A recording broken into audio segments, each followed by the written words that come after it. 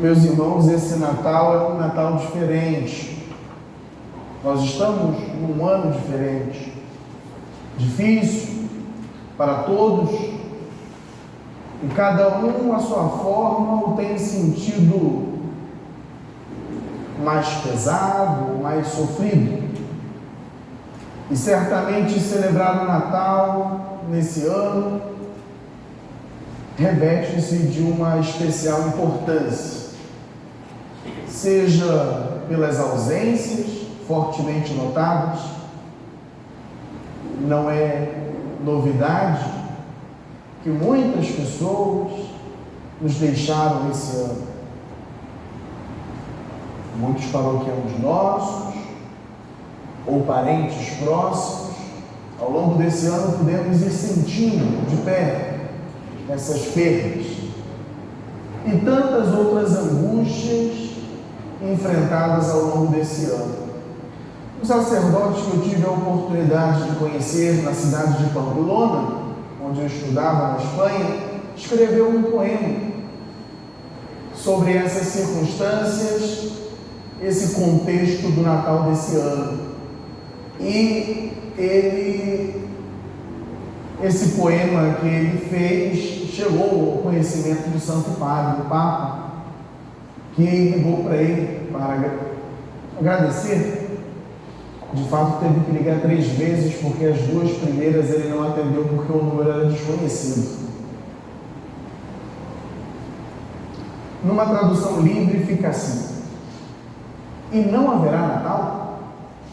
Claro que sim, mais silencioso e com mais profundidade, mais parecido com o primeiro, no qual Jesus nasceu em solidão, sem muitas luzes na terra, mas com a estrela de Belém, centelhando rotas de vida na sua imensidão, sem cortejos reais, colossais, mas com a humildade de sentir-nos pastores apaixonados buscando a verdade, sem grandes mesas e com amargas ausências, mas com a presença de um Deus que tudo preencherá.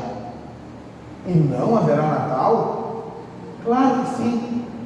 Sem as ruas a transbordar, mas com o coração animado por aquele que está por chegar. Sem barulho ou festivais, reivindicações ou demandada, mas vivendo o mistério, sem medo ao Covid Herodes, que pretende tirar-nos até o sono de esperar. Haverá Natal, porque Deus está do nosso lado e compartilha, como o Cristo fez na manjedoura, nossa pobreza, provação, choro, angústia e orfandade. Haverá Natal, porque necessitamos uma luz divina no meio de tanta escuridão. Covid-19 nunca poderá chegar ao coração e à alma daqueles que no céu colocam a sua esperança e o seu alto ideal. Haverá Natal. Cantaremos cânticos. Deus nasceu e nos traz a liberdade. Iniciávamos, meus irmãos, esta Santa Missa com a proclamação do Natal, das calendas, do calendário. Deus que entra na história num ano específico. E enquanto o diácono ia cantando no início, antes da procissão de entrada, nós íamos situando no tempo e na história o nascimento de Jesus, porque Jesus veio entrar na nossa história.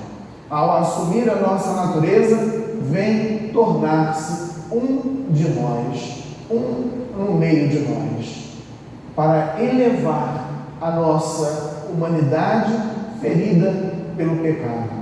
O Santo Padre, o Papa, na sua catequese de ontem e na homilia proferida na Santa Missa de Natal de hoje, trouxe-nos algumas reflexões que eu quisera partilhar com vocês. Uma vez que na liturgia dessa noite nós ouvimos o anúncio do anjo aos pastores: não tenham medo, eu anuncio para vocês a boa notícia, que será uma grande alegria para todo o povo. Hoje, na cidade de Davi, nasceu para vocês um Salvador, que é o Messias, o Senhor. Isto lhes servirá de sinal: vocês encontrarão um recém-nascido envolto em faixas e deitado na manjedoura. O Natal se tornou uma festa universal, e até quem não acredita sente a força e o encanto do Natal. Contudo, nós cristãos sabemos que o Natal é um acontecimento decisivo, um fogo eterno descido dos céus que Deus envia para a terra, um fogo que Deus acendeu no mundo. Fogo vem trazer à terra, dirá Jesus. Esse fogo eterno, divino, não pode ser confundido com realidades efêmeras, passageiras, que não duram. É importante que esse mistério não seja reduzido a uma celebração meramente sentimental e consumista. De fato, meus irmãos, já no domingo passado, o Papa sublinhava essa realidade do consumismo que invadiu e sequestrou a celebração do Natal. De fato, o Natal parecia, meus irmãos, não mais ter nada a ver, e de fato, para muitas pessoas é assim, não tem nada a ver com Jesus. E quando se referem a Jesus no Natal, é para fazerem suas sátiras. Talvez, meus irmãos, tenhamos que dar o braço a torcer de que nós cristãos não sejamos os melhores exemplos daquilo que Jesus veio trazer a essa terra. Mas não mexam com o nosso Senhor. Querem ridicularizar alguém pela sua hipocrisia? Ridicularize o hipócrita. Não aquele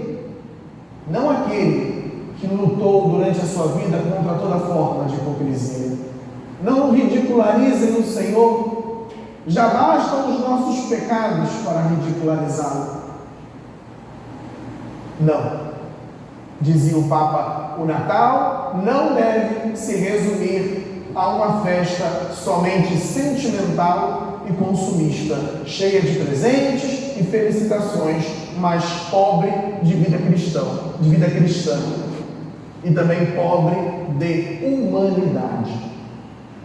Portanto, é necessário mudarmos esta mentalidade mundana, incapaz de compreender esse núcleo amoroso que Jesus significa na história da humanidade, a começar por cada um de nós. O Verbo se fez carne e habitou entre nós, e nós vimos a sua glória, glória que o Filho único recebe do seu Pai, cheio de graça e de verdade. Esse trecho do início do Evangelho de São João, que será ouvido na missa de amanhã, nos recorda a verdade central do Natal. O Verbo, a palavra eterna, se faz carne, assume a carne humana, se faz ser humano. Esse é o centro do Natal, essa é a única verdade do Natal.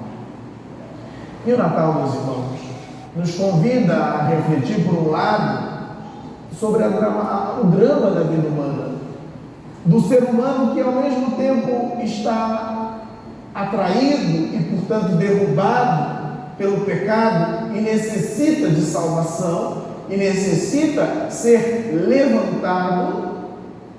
Nós experimentamos isso de maneira muito forte, talvez nesse ano, o quanto nós precisamos ser levantados, o quanto somos de uma natureza frágil, necessitada de misericórdia, necessitada de redenção. Por outro lado, o mistério do Natal nos convida também a refletir sobre a bondade divina.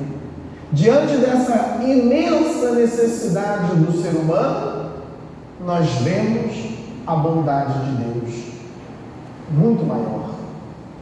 Como dizia Santa Teresa de Jesus, comentando o livro do Cântico dos Cânticos, no finalzinho desse seu comentário, diz: quão pobres seríamos, Senhor, se o vosso amar seguisse o nosso desejar. Quão pobres seríamos, Senhor, se o vosso amar seguisse o nosso desejar. Dito de outra forma, se Deus nos desse as graças do céu apenas na medida em que nós as desejamos, daria-nos muito menos do que nos dá, porque Deus nos dá muito mais do que pedimos, muito mais do que desejamos. A bondade de Deus se manifesta no Natal, porque Ele vem ao nosso encontro para nos comunicar a verdade que salva, e nos tornar participantes da sua natureza divina, para que nós possamos experimentar a amizade com Deus, uma vida vivida na amizade com Deus. Tudo isso, meus irmãos, é graça, é dom, é misericórdia. Nenhum merecimento nosso. Nós não merecemos isso. Nada do que nós celebramos no Natal tem algo que ver com méritos nossos. É tudo graça. É tudo bondade de Deus. Recebemos, meus irmãos, essa graça através da humildade e da simplicidade testemunhadas no mistério do menino que se faz carne, num presépio, num estábulo, num lugar com animais, sem outros espectadores que estes pobres animais, a sua mãe e o seu pai ali, e ninguém mais. Numa noite fria, numa noite solitária. Não havia aglomeração naquele primeiro Natal, não havia ninguém. Estava apenas a Sagrada Família. Mais tarde, os anjos, cuja alegria não cabia em si, o céu já não podendo mais conter a alegria da encarnação do Verbo, vem à terra para comunicar também aos homens a alegria do nascimento do menino. E os anjos escolhem homens simples que estavam trabalhando naquela noite. Quantas vezes, meus irmãos, alguém precisa passar fora essa noite trabalhando para levar o pão sofrido do suor do seu trabalho para casa? Quantas pessoas têm trabalhado incansavelmente ao longo de toda essa crise sanitária e humanitária que estamos vivendo? Os anjos escolhem os pastores que estão trabalhando na simplicidade, no silêncio. O trabalho dos pastores de vigiar as ovelhas durante a noite não é um trabalho que aos olhos do mundo fosse relevante. Aliás, receber o turno da noite para os pastores daquele momento já significava realmente que aqueles eram os menos importantes dentro do grupo dos pastores. A esses vão os anjos anunciar a grande alegria. Muitas vezes diante dos grandes problemas, das grandes dificuldades que se levantam diante de nós, nos sentimos pequenos, desprezados, humilhados. Deus se faz pequeno. Deus se faz um rejeitado. De fato, não o acolheram, não o receberam. Jesus nasce como um sem teto, nasce na rua. Os Maria e José arranjaram um lugar. Talvez se fosse hoje seria debaixo de um viaduto, quem sabe? E o Papa diz, meus irmãos, para nós, tudo é graça. Somente o Senhor pode remover dos nossos corações e das nossas mentes o pessimismo que hoje se difundiu por causa da pandemia. Fecho aspas. Quanto pessimismo temos experimentado, na verdade? Quando do início dessa pandemia, eu não quero falar mais da pandemia do que de Jesus, não é essa a minha intenção. Mas é preciso, meus irmãos, que nessa noite, essa realidade da pandemia perca espaço para Jesus. Mas é verdade, meus irmãos, que desde o início, os arautos do desespero e do medo têm insistentemente lançado dúvidas sobre nós. Morrerá mais de 1 milhão em menos de 10 dias, e depois outros tantos. Cada vida é importante. Ainda que morresse apenas uma pessoa, teria sido doloroso. Mas, meus irmãos, homens e mulheres decidiram lucrar com o desespero, com a dor, com a ansiedade, com a depressão, com a angústia dos demais. Jesus é o remédio. Podemos superar esta sensação de desconcerto, de inquietação, sem nos deixarmos derrotar pelos fracassos experimentados pela nossa condição humana, pelas quedas próprias da natureza humana, pelas dores próprias da natureza humana.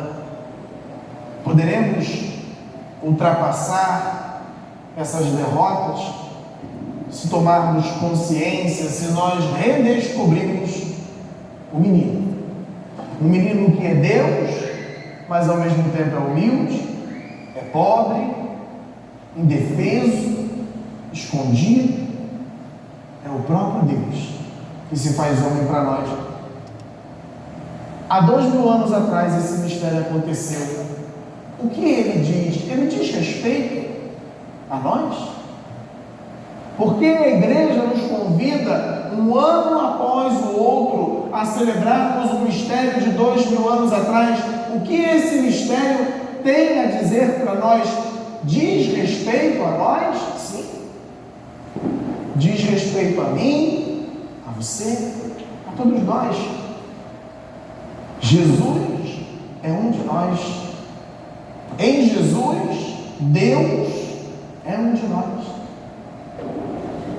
Isso, meus irmãos, deveria nos dar muita alegria, deveria nos dar coragem em saber que Deus não nos abandona, que Deus não nos deixou para trás, que Deus não passou ao nosso lado e foi embora. Deus não desprezou a nossa miséria, não se vestiu de um corpo aparente, mas assumiu plenamente a condição da nossa natureza humana. É um de nós, é como nós, não excluiu nada, exceto um pecado, que se formos justos, precisamos admitir que o pecado, apesar de estar tão presente na natureza humana, é o que nos desumaniza. O pecado, meus irmãos, é muito humano na medida em que os humanos cometemos com frequência o pecado. Mas o pecado não é nada humano, porque não estava no projeto inicial de Deus e nem nos ajuda a viver como verdadeiros seres humanos.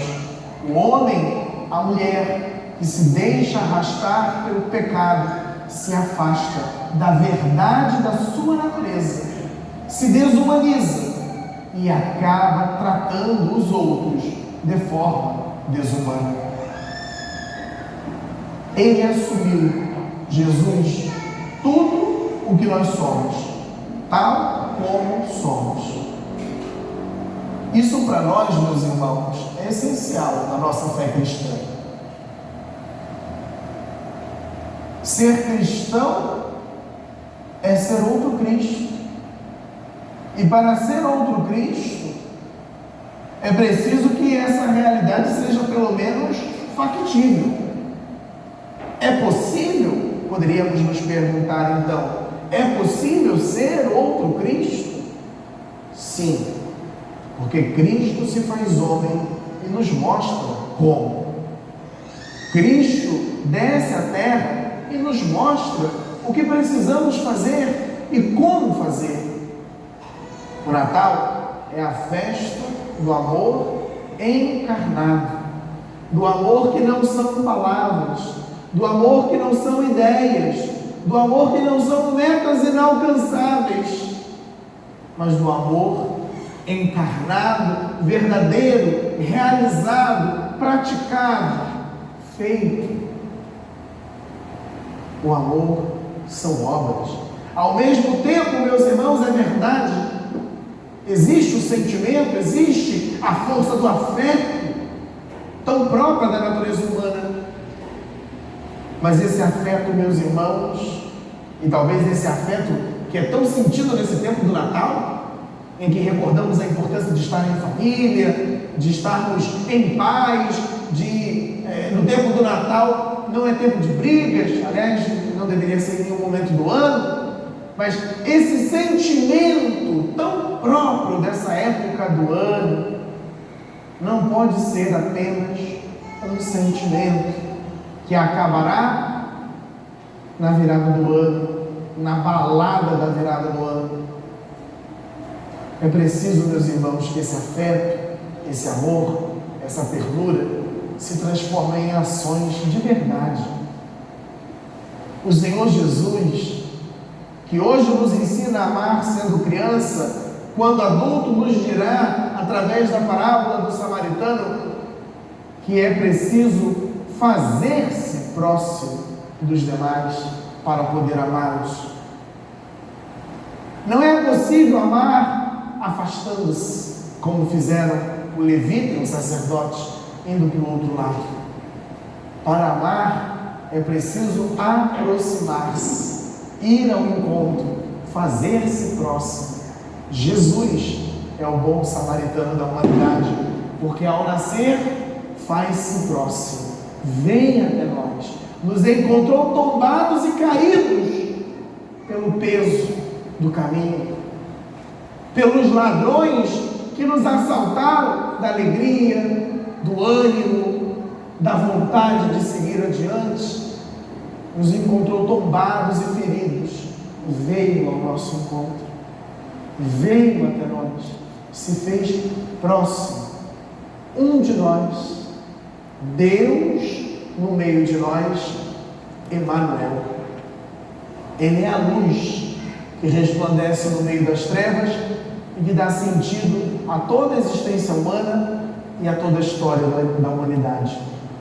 Deus vem ao mundo como filho para nos tornar filhos de Deus. Nós somos filhos amados, não obstante os nossos erros, os nossos fracassos, as nossas misérias.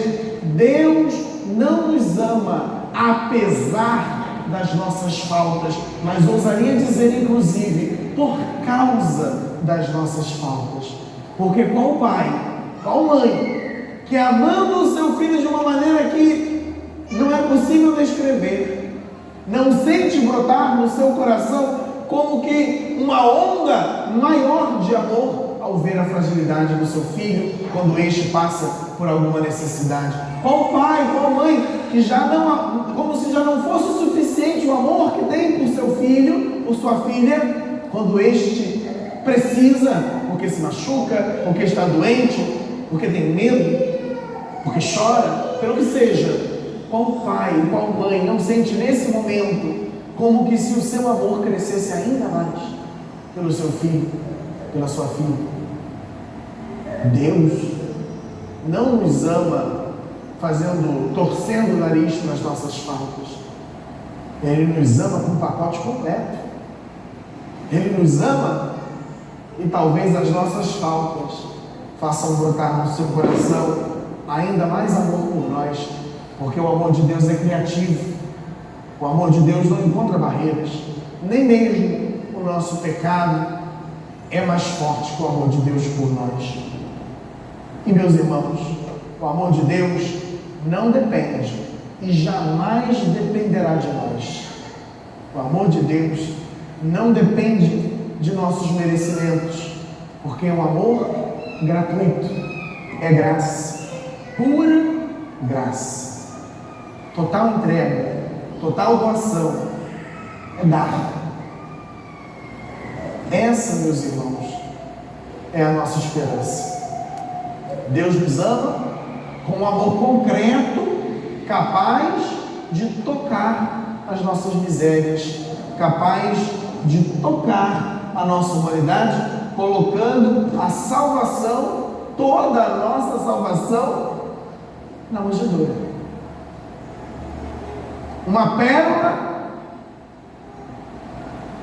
uma manjedoura. Nós sabemos, a manjedoura era o lugar onde se colocava a comida dos animais. É claro, meus irmãos, não duvidemos nem por um instante que José entrou na frente e arrumou o lugar. É claro que José jamais deixaria que a Virgem Maria desse a luz ao menino num lugar sujo. Ele foi na frente, como homem que é pai, chefe da Sagrada Família, e entrou e limpou, organizou, preparou, como também nós, ao longo do tempo do advento, limpamos, preparamos o presépio do nosso coração para recebermos o Senhor. Mas, meus irmãos, Deus quis fazer esse homem na pobreza, num estábulo, para mostrar que não tem medo das nossas pobrezas.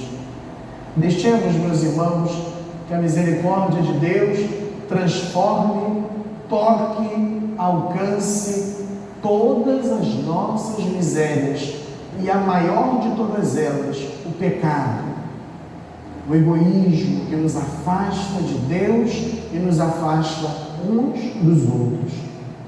Deus nasceu descartado para nos dizer que todo descartado é filho de Deus. Quantas vezes, meus irmãos, o Papa Francisco nos tem recordado ao longo de todos esses anos, quantas vezes também nós somos influenciados pela cultura do descartável. Como se a nossa vida, a nossa existência, as nossas relações pudessem ser descartáveis, baseadas num sentimento de utilitarismo. É útil para mim. O que eu posso conseguir? O que eu posso obter através dessa relação, através dessa pessoa? E quantas pessoas têm se deixado seduzir, enganar, assim como nas lendas árabes, o encantador de serpente? Assim, muitos de nós temos nos deixado encantar pela serpente e começamos a nos comportar como se o nosso valor viesse da utilidade que nós podemos ter para os outros. E quantas pessoas, não vou dizer livremente, porque quem faz isso já está escravo, mas quantas pessoas, sem perceberem as cordas que as amarram, vão se colocando em situações de serem tratadas pelos demais como objeto de desejo. Hoje, meus irmãos, chamamos a vulgarização da pessoa humana, nós chamamos de empoderamento. Está ganhando poder. Será o poder da serpente sobre essas pessoas, talvez. Não, meus irmãos. Nós não temos valor porque sejamos úteis. Útil é um objeto. Nós não temos valor porque sirvamos para algo. Nós temos valor porque somos filhos de Deus. Porque Deus nos ama. Porque a nossa existência não se explica a si mesma, mas só se explica como resultado de um ato de amor de Deus individual, único e exclusivo por cada um de nós. Essa é a razão primeira e última do valor, da dignidade da pessoa humana. Nenhum outro, somente esse. Quantas vezes, meus irmãos, famintos de divertimentos, de sucesso, de prazer, de mundanidade, nutrimos a nossa vida com alimentos que não alimentam, que não saciam e que deixam a nossa alma no vazio. Nessa fome insaciável, acabamos por nos lançar, buscando alimento em manjedouras mundanas, da vaidade, do pecado, e nos esquecemos daquela manjedoura de Belém, que é a fonte de todo sentido e de toda saciedade.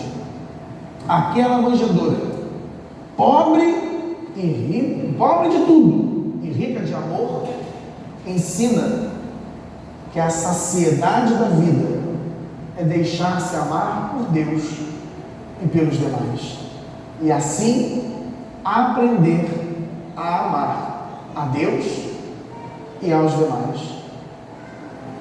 Jesus nos dá o exemplo. Ele, Verbo de Deus, é criança, não fala. Jesus nasceu, não fala, mas oferece a sua vida. Nós, ao invés, falamos e falamos muito, mas com frequência, meus irmãos, somos analfabetos de bondade. Que o Natal do Senhor seja para nós ocasião de reencontro com o sentido da nossa esperança, com o sentido da nossa existência, com o sentido da nossa vida. A nossa existência aqui na Terra é um breve momento. É um breve momento. Enquanto aqui vivermos, devemos viver amando, e amando sem medida, para que amando sem medida, agindo dessa forma, possamos estar unidos àquele fogo eterno, divino, de amor, que é Deus mesmo, que se encarnou, que quer chegar aos nossos corações, a fim de que ao terminarmos essa nossa existência na carne, possamos viver nessa fornalha de amor eterno que é Deus, no céu. Fala-se muito do fogo do inferno, talvez devêssemos falar mais do fogo do amor de Deus, que queima todo mal, todo pecado, toda discórdia, toda tristeza, todo vazio. Dizia um santo que a mosca só pousa no caldo que está frio. Quando a panela está quente, a mosca não pousa. Se você e eu percebemos que existe a mosca do desânimo, da tristeza, da dor sem medida, a mosca da guerra, do ódio, da incompreensão, peçamos ao Senhor que acalente o nosso coração, para que nós possamos espantar todos esses males e, ardendo de amor por Deus, possamos viver por esse amor, nesse amor e transmitindo esse amor. Esse amor tem um nome, esse amor se fez carne, esse amor é Jesus. Louvado seja nosso Senhor Jesus Cristo. Para sempre seja louvado. Professemos nossa fé. Creio